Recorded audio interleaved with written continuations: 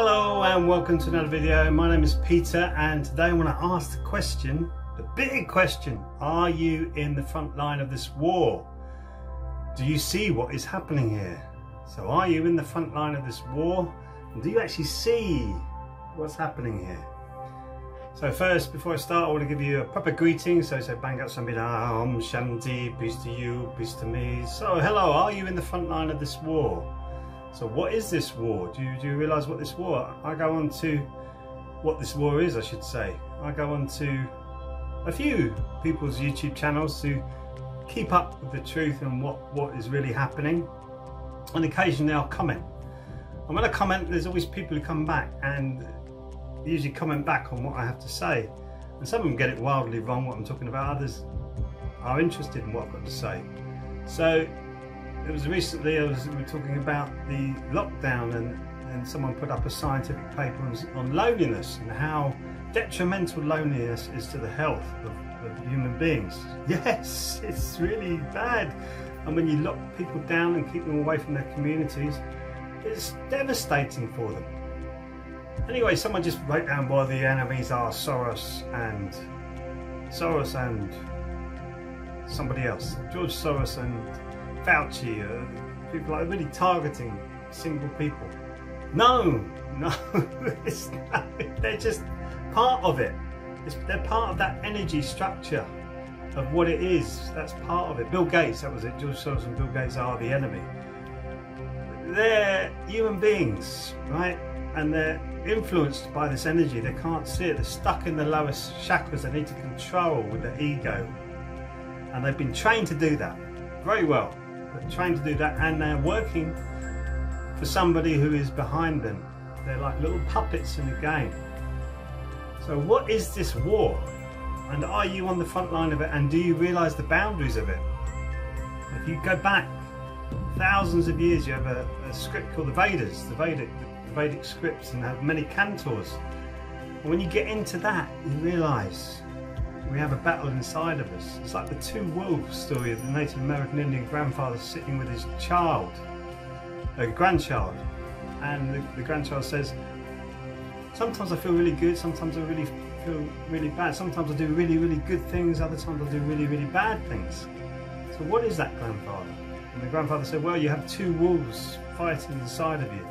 One of them is good, it works for goodness, integrity, trust, honour, dignity. The other one, deceptive, a liar, wants to control you, wants to lead you down the wrong path, make you not full of integrity and honour. And then the little boy says, well, which one wins? It says, the one that you feed is the one that wins. The one that you feed is the one that wins. So do you want to feed the bad wolf or the good wolf? The Vedas, they put it in a different way. They say we have a demigod and a demon fighting inside of us. Not all of us, but some of us who are a little bit more awake have a demigod and a demon actually fighting inside of us. So it's the same analogy of the wolf, the good wolf and the bad wolf. But what is the demigod and what is the demon? Well, in the Vedas they're saying chant the name of God or Hare Krishna, to bring that holy energy down, the demigod energy down into you, so that you can raise your vibration and cast the demons out of the temple, which is what Jesus was talking about. Now, I'm not talking about religious doctrines here, but this is the energy that's going on in the planet. So the people who are running this demonic energy, the Vedas explains it really well. They call it the Kali Yuga. It's the Iron Age, the dark age of humanity, where you're looking at things, you go, this can't be right. And you've got avatars of human beings who are just not connected to their consciousness at all, going along with all of it. And that's how it is. You can see that. Some people say they're new souls or new consciousness come onto the planet, or they've dropped maybe from a higher level. And that's the battle in you, which is either the good wolf or the bad wolf, or the demigod and the demon that's fighting within you. So what's stopping you? What is stopping you from becoming that good, truthful, honest human being, full of integrity, and people can trust you once you speak your truth? What's stopping you from doing that? What is stopping you from saying, hang on a minute, there's a point to this? And why can't you actually bring that up to your perceived authority? I'm going to talk about authority in the video soon and where that came from.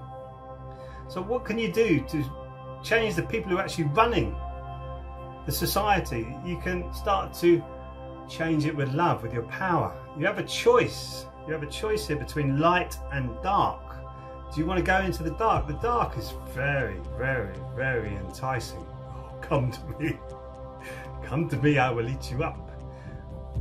I've worked with many, many musicians at the time in my lifetime, as I was a professional musician, about 10 years. And the ones who really did hit it hard, like the drug taking and the drinking, they would say after a binge, like a 3 or 4 day binge, they would come out of it hollow and empty, even though they thought they were having a wild time. It's your perception in your brain saying, this is a wild time, I've got to keep going, man, I've got to keep going. And they would come out of it empty, dead, absolutely lost inside. As you go on a retreat, I've done a Sando retreat where we were learning the ancient art of Sando, which comes from the Korean mountains. I came out of that and I was enthralled, I was alive, I was buzzing. I wanted to share this knowledge that I've learned with other people. I wanted just to put this knowledge through my Qigong classes. So what's the difference there? Is that, are you being enticed by this wild and wonderful life? Or this life where you want to share and open your heart with other people to try and move the vibration of this planet up out of the Kali Yuga? And they say we have a 10,000 year golden age right in the middle of this Kali Yuga, which started about 500 years ago, which makes you be able to see what's happening. And if you link that with the Renaissance was the great awakening of humanity, with people like Leonardo da Vinci coming up with ideas, mechanical ideas of advanced physics that were way, way beyond his time. Way, way beyond his time. Where do you think he got that from? Higher vibrations coming down into him. Opening up himself. Opening up, breaking past the meme of the religious doctrines that he was stuck in. He was doing that. He was feeding the good wolf. He was fighting the demon. Accepting and embracing that demigod energy. So we can do this ourselves. We can build our communities around ourselves. We can start to talk with like-minded people. We can open our minds to these different possibilities. And it doesn't matter how it is put. If it's put in a religious way, or put in a scriptural way, or put in whatever way, it doesn't matter. Take the information and make it your own. So you can feel it inside, you can feel that battle inside, and it will open you up. It will open you up to enormous possibilities, and that's what you want. So you start to live outside of the matrix, outside of these people who you cannot talk to. You cannot talk to them. You can't talk to them.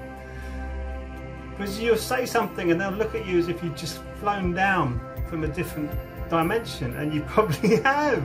You probably have. It's incredible. So it's some of the conspiracies that I've uncovered and looked at and talked about with other people. They just look at you as if to say, what are you talking about? And yet you can go from fact to fact to fact, to truth to truth to truth, and still they will still look at you and go, what are you talking about? Because they're so attached to their ego. They're so attached to the cocoon.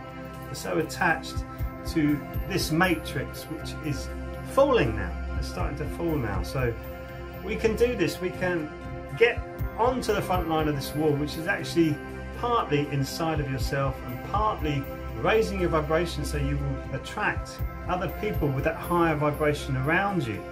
If you start bitterly pointing at Gates and Soros, which is important, I must say, but keep focusing on them and not yourself,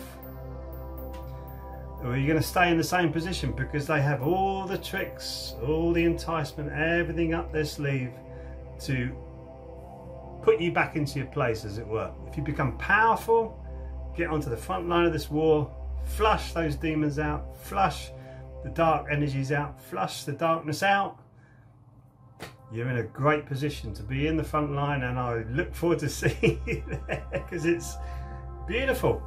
we can turn this planet back into a beautiful planet, get rid of all of this pollution, all of this rubbish that's been happening for many years now. So I look forward to seeing you there with a big smile on your face and a big open heart, and I'll give you a big hug. Thank you for watching. Don't forget to try the Qigong classes. That helps you to raise your vibration. They're free on this channel, so give them a go. Look forward to seeing you then. They're live and also pre-recorded, so you can have your choice. You'll find the live streams, and I'll see you in the next video. So thank you very much for watching. I really appreciate it. Sarang Hamida.